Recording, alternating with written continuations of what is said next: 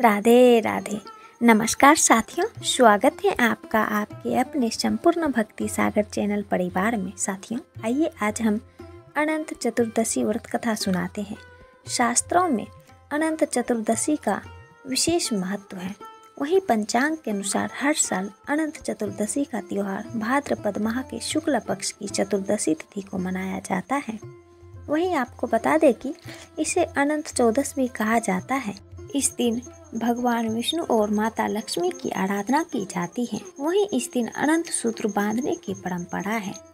यहाँ हम अनंत चतुर्दशी के दिन पूजा करते समय व्रत कथा पढ़ना या सुनना जरूरी माना जाता है। आइए जानते हैं इस व्रत कथा के बारे में।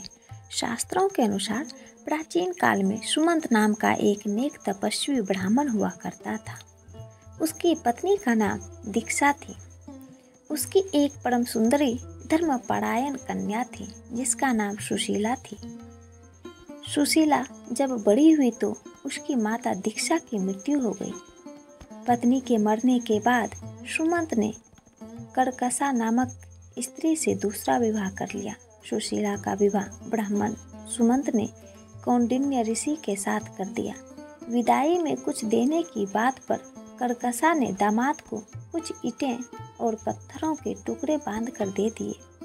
कौंडिन्य ऋषि दुखी हो अपनी पत्नी को लेकर अपने आश्रम की ओर चल दिए, परंतु रास्ते में ही रात हो गई। वे नदी तट पर संध्या करने लगे।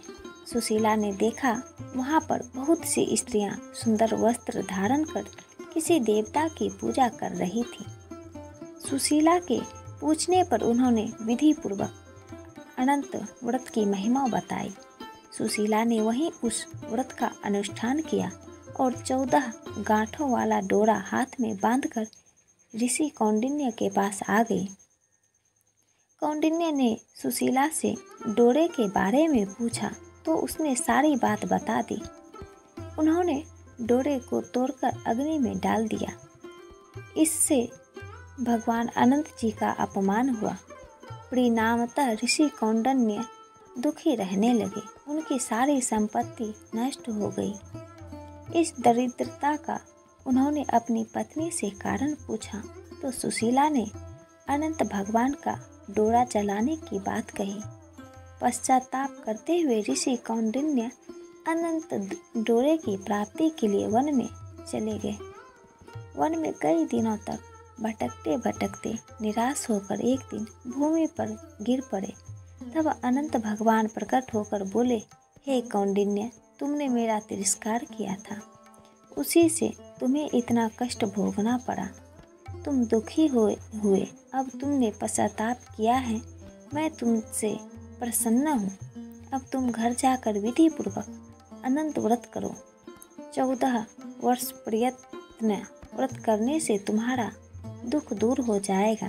तुम धन धान्य से संपन्न हो जाओगे। कौंडिन्य ने वैसा ही किया और उन्होंने सारे क्लेशों से मुक्ति मिल गई।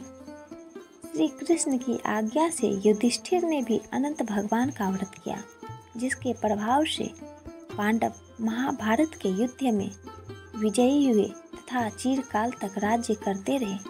कहते हैं कि आरती के बिना अधूरे माने जाते हैं। तो आइए भगवान विष्णु की आरती करें।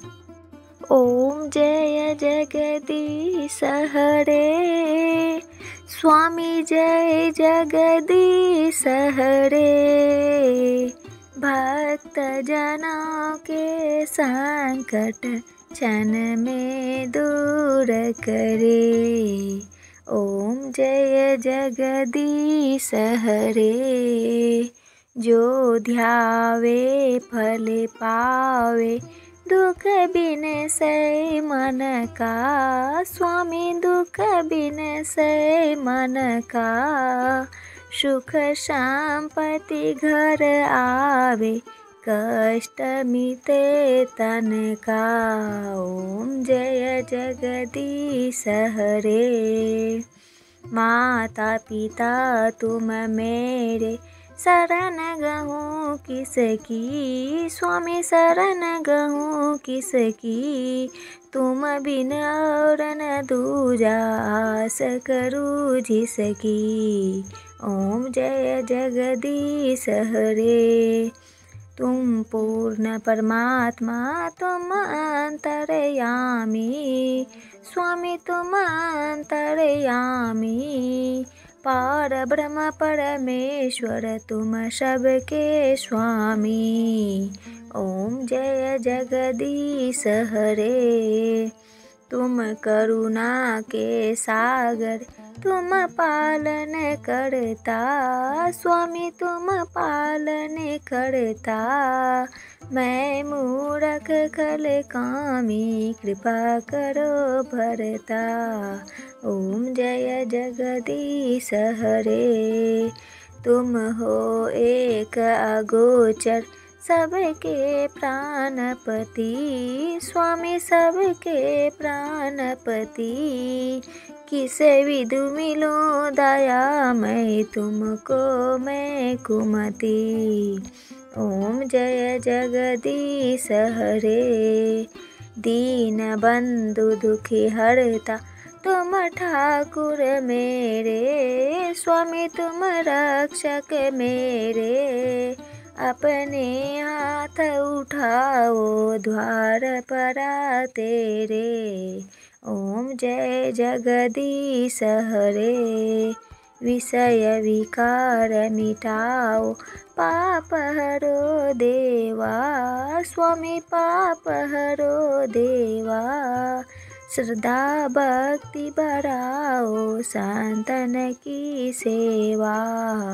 ओम जय जगदीश हरे। तन मन धन और संपत्ति सब कुछ है तेरा, स्वामी सब कुछ है तेरा। तेरा तुझको अर्पण क्या लागे मेरा। ओम जय जगदीश हरे।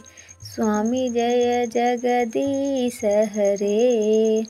जगदीश्वर जी की आरती जो कोई नर गावे, कहत शिवानंद स्वामी जपत हरि हर स्वामी। मन वांछित फल पावे। ओम जय जगदीश हरे।